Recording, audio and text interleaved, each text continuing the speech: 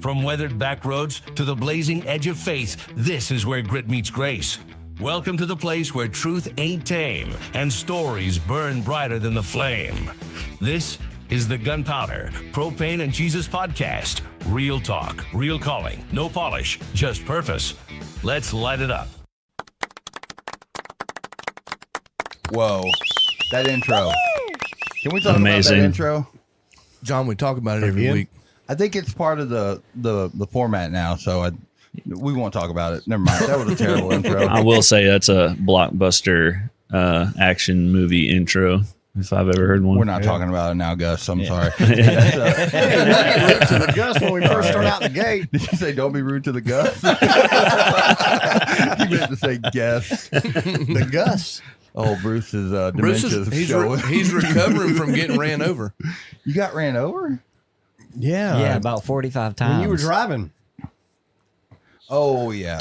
I'm sorry. Yeah. I don't remember. I got dementia too, like you, Gus. I mean, Bruce. We're off to a good start. Confused. We got a special guest. It's David Gus Rivers.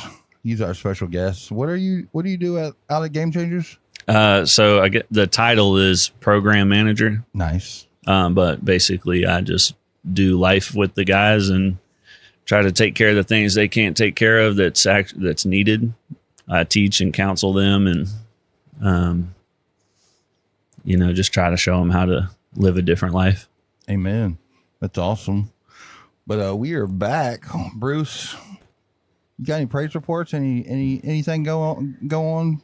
Anything happen to you this week? Absolutely. We had It's over. gonna be young adult stuff. Hey, man, that's where it's at, right? You got to hit that generation. I know, I'm messing. Well, and the reason it's so big to me, everybody's got teens in church and everybody has a children's ministry, but after the teens, we expect them to go be an adult Yeah. without any supervision into the adult world. Kind of like, life after recovery or going through recovery. Hey, you've been through recovery, go make it. Right. So you need somebody there. So I'm thankful to be a part of that. We had over 130 up there. Daggum. I think when I started with them with Seth a few years ago, it was like 18 or 20. So, I mean, it's nothing that we're doing. It's the kids that are getting involved in doing the Lord's work and the Lord blessing it. And it's just been amazing. You feel a little attachment to Seth since he found you in that freezer and thawed you out? Well, no, it was actually at a cookout when CT introduced us. Oh, okay. So I thought you fell into the freezer back in the 40s. And I worry about some of your dreams sometimes. Why I'm always in them. man. You haunt me. That's why. That was a great praise report. What about you, Aaron Clark? Well, I made it another week. That's your praise report? That's it? Yeah. I made it another week. That's a big deal. Why wouldn't you have made it another week, man? Do you have a disease we don't know about? No, I'm just saying, like, the Lord could have took me home, but he let me stay another week. Yeah. I'm just thankful that I'm alive. Oh. That's a praise report. Yeah, okay. I never expected to live past probably 21 or 22, man. Oh, yeah, that is true. I mean, I'm not retarded or anything, but You might not have made it past 14. I did save your life at Camp of the Gadarene. So you did. Amen, brother. Me and old Jordan getting to go do a guided shoot tomorrow for kids with cancer. It's pretty Nice. cool. I'm happy about that. Yeah. Thankful the Lord gave us that opportunity. What are you thankful for, John? No, Man, come on, don't stall now. Let's go. I want to hear it. Well, Joshua, shout out Joshua Johnson, Johnson Tree Service. Their jingle now is, if you need a big tree taken down for yourself, call Joshua Johnson Tree Service. I made that for you. You got to pay me for that, Joshua. Did you make that? It was terrible. Sorry. That was a terrible song. Terrible. Well, you should have Joshua- to pay them. Yeah, that's what I was that to thinking. their name. Shut up. Joshua, if you're listening, John owes you a check. They just lost A customers. refund plus. From all 12 I'll of never our call them listeners. again. Joshua was in a sweet gum about 50 feet up, and he was cutting this 85-foot sweet gum in half or chopping it down, and his saw blade got caught in the piece he was cutting down, and that joker dropped, and he'd be dead right now if his little what's the little clip, the little clippy clip that does the carabiner didn't snap. So I was like, dude, that's you got some guardian angels over you, because he'd be dead right now. So that's a praise, man. He didn't mention it this morning, but I'm glad he's still here. Yeah. That's nuts. Jordan? I wasn't done. Pray for my daughter, man. We wasn't taking prayer requests. We were doing praise reports. Well, it's a praise report and a prayer request. Pray for my daughter. She found out this past weekend that her fiance was cheating on her. Oh. And I'm kind of glad, because he was a douchebag, guys. He was a little crackhead. Like, I mean, I don't mean that like he probably does snort crack, but you got something against crackheads? But I don't know. It's kind of been a blessing, because he was a bad influence. Got her into smoking and drinking and all this stuff. And I mean, for the record, I will say you don't snort crack, but that's not really here nor there, you know. Maybe that's why it doesn't do anything to me. Do you do the weed, brother? Just the gummies. They make me feel frisky.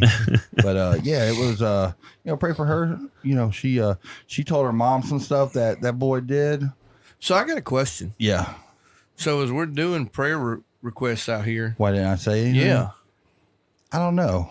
Why am I saying it now? 50 men out I'm probably here. going to edit this out now that I think about it. I probably shouldn't. That won't happen. That won't happen. Shut up. No better There's than only that. been one thing two things ever edited. Yeah.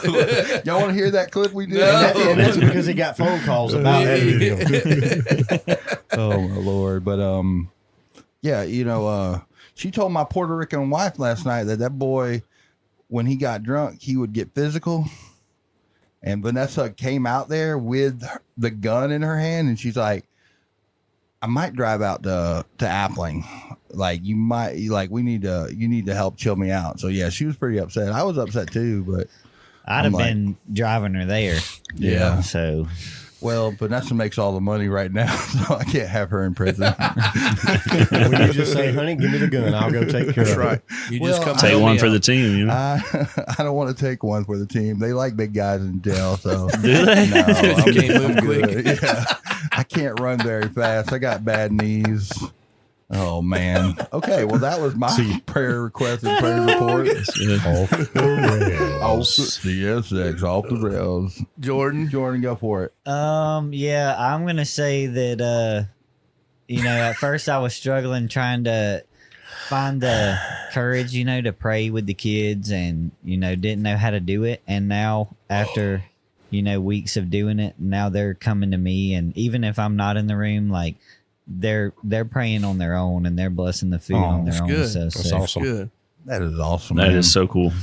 Kids will watch and learn more stuff than you'll ever realize. I know that's Looks true. like you said this morning, somebody is always watching. Yep. And Amen. the first couple weeks of it, I tried to switch it around, like who's saying prayer at night, who's blessing the food, and everybody was kind of shy and didn't know how to do it, man. And now they're all like, they're jumping to be the one to do it. So That's awesome. No, you did it last night. I want to Yep, do it tonight. exactly. There's Gus, our guest something. of honor. Gus Do you have a Rivers. praise report for this week? A praise report. Yeah, man.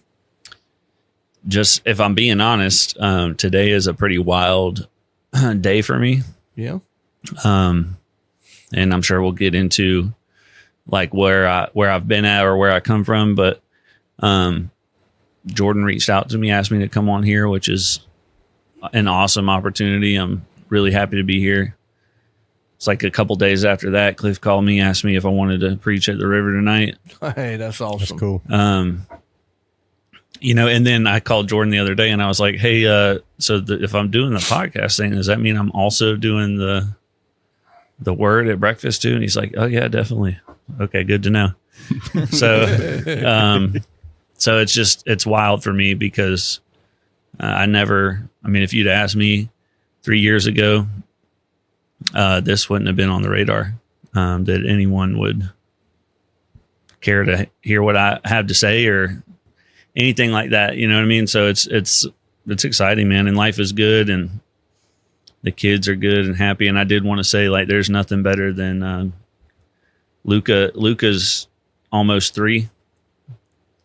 And when we sit down to dinner, like if I forget or whatever, it's been a long day, and he'll put his hand out, like, and he'll bow his head like we're going to pray, you know? Oh, That's awesome. And it's always fun to hear what he's thankful for at 2.5 years old. And so he'll be like, thank you, Jesus, for mommy. Thank you, Jesus, for daddy. oh. Thank you, Jesus, for windows on the house. And thank you for, you know, whatever. And it's really cool. So That's good. I'm happy for you, Jordan. That's awesome.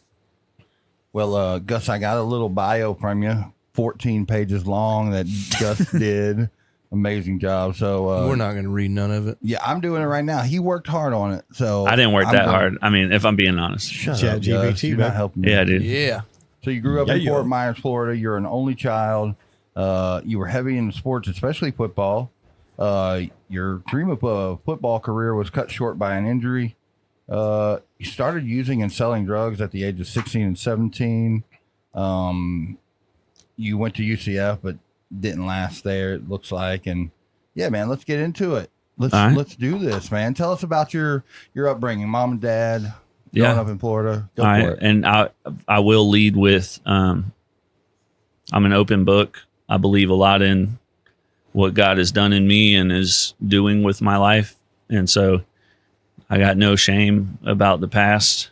Well, that's So- one thing about today is people need authenticity. We learned that with Seth. So, you know, people crave it. They don't want this fakeness. You know? Yeah. Yeah. So, yeah, man, go for it. Well, y'all hear something and you want to ask, feel free. Okay. You got But yeah, man, like, so I grew up in South Florida, and I'm an only child. So it's just me, my mom and dad. And I remember going to church every Sunday. We went to a big, like a mega church in Florida. And the pastor had like just the fly suits, and he had like an old Galaxy that was custom built. So he came in shining, you know, and I just remember early on thinking, it just seemed weird to me. And I mean, I'm talking like 8, 9, 10 years old. Like it just seemed crooked or something. And I'm not saying I was right. It was just my perception. So that started some beliefs about church and religion and church people and stuff like that. But nevertheless, I mean, I was there. I was in Awana, youth groups, like whatever, any kind of extracurricular activity. My mom was making sure I was involved. My dad played ball in college. I wanted to be just like him. I played baseball, football, soccer, tried basketball. I'm not very good at basketball, but, yeah, man, like I was just having fun. And when I was about 15, we had some family stuff go down, you know, that was hard on me. I didn't know how to process that, which looked like potentially my parents splitting up. Yeah. And so I didn't realize it at the time, but I took it pretty hard. I mean, I know it hurt then, but the way that I dealt with that, it looked like hanging around people where I felt accepted, you know? And I've learned in this journey that what was really going on with me was I felt inadequate or unable to meet the standard. So the standard in my mind was like varsity all state athlete, 5.0, is it 5.0, 4.0 GPA? I would have went for a 5, you know? He wasn't meeting it. He didn't even know what he was trying to right. do. I mean, just scholar, athlete, and I didn't feel like I could do that. So what I decided to do was choose an environment that I felt like I could succeed in, Yeah. you know? And in South Florida, cocaine is popular. And so I found out quick that nobody likes hanging out with a drug dealer more than people that do drugs. Yeah. Right. So if I had drugs, then I could position myself to be wanted. and sought after. And so that's what I did. Now, was this before you said you had a football injury that took you out of? Yeah. So my senior year, I was, at that time, man, I was on the field the whole game. I played offense, defense, special teams. And, in your high school, was it a pretty big school? Yeah. Yeah. It's, Fort Myers High.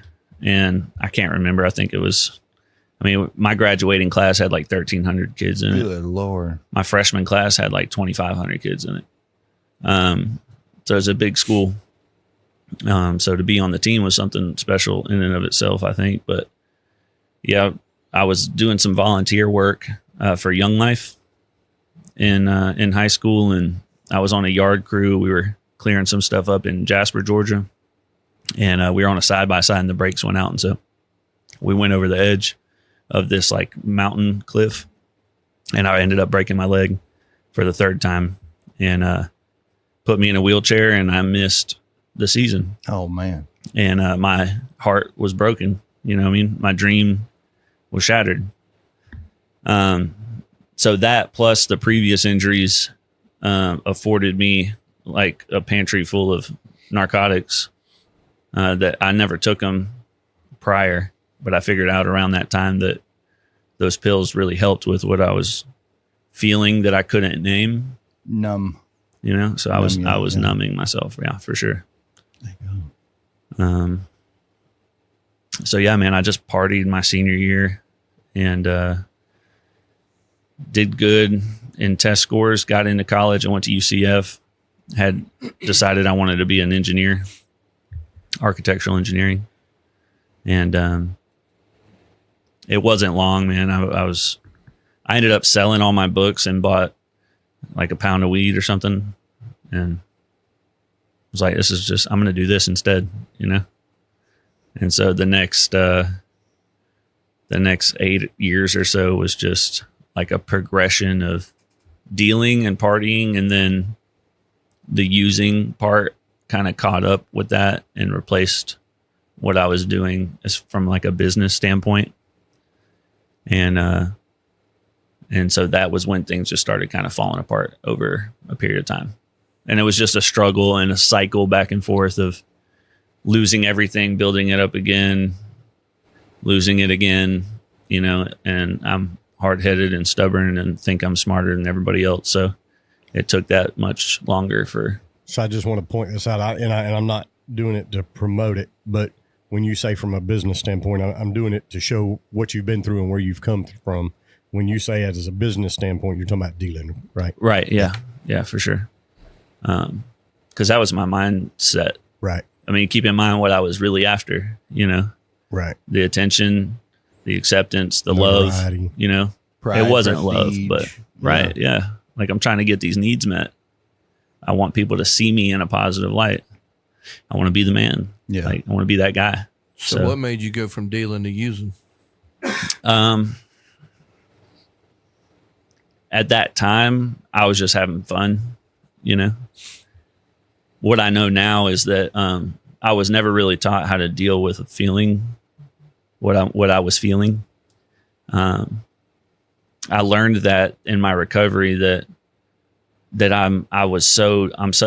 I can be such a dishonest person.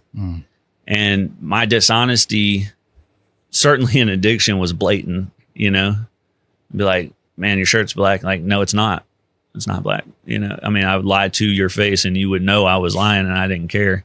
But on an emotional level, that dishonesty was a way to protect myself. I mean, it was a weapon that I used to defend against the negative feeling. And so that dishonesty was so ingrained in me. It wasn't that I was choosing to lie about how I felt. I had no ability to see it. Yeah. It's like a part of me protects me from another part of me, if that makes sense. Yeah. Yeah. 100%. And so, yeah, I mean, I'm burying things. I'm refusing to look at things. And the more I bury, the more it takes to numb it. So that is the disease of addiction is progressive, you know? And so what started with pills or snorting a line here or there. I mean, in my using career, if there's a drug you can think of, I promise I was on it. I mean, not just tried it, you know, I mean, I was hooked on it. Right. Any one of them. And, but up until the point of IV use, I mean, as bad as you might think, I mean, it was that bad.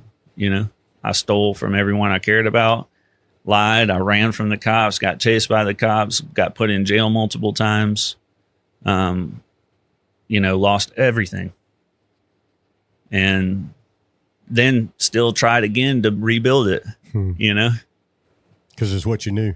Yeah. I mean, I got so good at starting over in my own mind. Right. I mean, obviously I wasn't very good at it, but it got to the point, man, where if I even just thought for a second that things were starting to not go my way, like I'd burn it down just so I could begin the process of starting over. Because, I mean, the truth is, it's very painful. Yeah. You know, it's very painful. So I want to know, as far as what turned you on to getting into the recovery and how did that work? And something you mentioned this morning when you were giving your message that really intrigued me and I want you to share is how you and your now wife made a conscious decision that everybody else said that's crazy, but you wanted to do it the right way. To me, that kind of shows the real character of who you are, regardless of what people think. So you've truly gotten past the demons in the back of, you know, this is what I thought, this is what I pictured I wanted to be, to what you really are. And if you'll just share that as far as the decision y'all made there. Can you add like your breaking point? Like what pushed you to the recovery? Yeah, for sure. Yeah, for sure. So I'll paint a little picture for you, right? So, I'm in jail in Baldwin County. This is like the end of 2021. The reason I'm in jail is I was working for a plumbing company, and these people were huge impact on my life. The man that Keith McDonald was his name. This is over in Milledgeville. Big mentor in my life. Father figure, took me under his wing, taught me a lot about what I know about plumbing. And he passed away during COVID. I took that pretty hard, not using that as an excuse. I didn't see it then, but that's what I see now. So anyway, his daughter took over, and I put her through hell, you know. I could run a truck pretty decent. I could bring in some money, but the demands that I was putting down, like when I ran out of money, I wanted more money. Like I didn't care nothing about payday, you know? And so what happened was I ended up asking her for an advance. I mean, she knew what was going on. She's like, I can't do it. You got to wait till Thursday. I went over there, stole my check, signed her name on it, and justified it in my own mind because like, it's my money. I work for it anyway. Right. Like checks or payrolls backdated. It's old hours, you know, it's coming my way. I deserve it. And so I did that, and I called her and told her what I did, and they put a stop hold on the check. And so I went to jail for theft and forgery that time. And so anyway, I'm sitting in jail in Baldwin County, and I had to I begged the guy. I was in medical detox for a week, losing my mind. Like I was up the whole time, lights on. And I'm begging the lady, like, please, they tried to kick me out for medical concerns. And I begged the nurse, like, if you let me out, I'm getting high again. And I don't want to do that. Please give me 24 hours. Like if it doesn't turn around, you got to do what you got to do. And so she let me stay, and I got those pamphlets, Daily Bread. Oh yeah. Yeah. I got a hold of one of those and read it over and over, back to back. And it was that particular one was about Ecclesiastes and about Solomon, basically like, look, your life without God is meaningless. You can have everything in the world and it means nothing without him. And like, it just occurred to me in that period in jail for the first time in my life, which sounds crazy based on a little bit that I've told you, but maybe the problems that I'm having in my life are because I'm selfish. Yeah. You know, like maybe this self-centeredness is what is creating all of these issues. Simple idea, but it was like profound at that time. And you're how old at this time? I am 32. I'd say 32. How old are you now? 36. You got some city miles on that face. But I mean, you hit the nail on the head. It's selfishness, and that's what's wrong with the world today. Is we all, and I'm included. I think everybody in the room's included. When we want something, we want it then, and we don't care about nobody else. It's what we want. We try as Christians not to be that way, but ultimately we're flesh and bones, and we fall. But that's what stems from most of it now. Most of the problems is the world is teaching us that, hey, it's your truth. It's you. It's not us. Right. We need to be all about Jesus, and then that's when life changes. But I mean, it's what you just said is 99.9% of the problem with the world today is it's all about me. Yeah, absolutely. I mean, selfishness is promoted as Greatly. Just like own your identity and you call the shots, and if it's not serving you, get it out of your life. You know what I mean? It's just like, but I'm not the king. Like, Right. You know what I mean? Like it just, so yeah, man, I mean, this selfishness was shown to me, I believe by God. Right. He let me see it, Yeah. And it's crazy. A daily bread with Ecclesiastes. I think about that divine intervention. Oh, yeah. There's millions of those daily breads. Like my mom used to leave them everywhere, man. And that's nuts, man. Yeah. And there is a point I want to share too, is that, I want you to keep in mind at this point when I'm locked up, wasn't the first time I tried to get sober. Yeah. I started the first time I went to rehab. I was on my 30th birthday, and I went to a faith-based rehab. And in that rehab, I read the Bible cover to cover. I studied constantly. I prayed constantly, and I would love to tell you that I never used again, but obviously, that's not the case, right? And so I'll come back to that point, but I'm in Baldwin County. I get this revelation is what it was, right? I leave. I decide for the first time to go to a meeting. I went to an NA meeting, and heard some things that got planted in me that I heard later on when I was really ready, that changed my life. But after that, I was dating Kate at the time, who is now my wife. And I got out of jail and I lived in a hotel, and I did plumbing. It's my trade, right? So I did side jobs, whatever, to make it. She got a job at Publix. And I love Publix. Publix is great. Publix is great. The chicken tender subs off the chain. Yeah. And then White Mountain bread. I don't know what that You is. gotta ask for it. You gotta ask for it. Hey, it's just like you said this morning. If you want something good to eat, you go. I trust him. You did call the Next time I go to Publix, I'm asking for it. Yeah, say, can I get my sub on White Mountain bread? Yeah, it's gonna change. Listen, I have it on good authority that y'all got some good bread over here. For the Big John special, they'll be like, oh, okay. But we grinded up out of there, and this is still my mentality. Like, we did that. We grinded up out of there. We stuck together.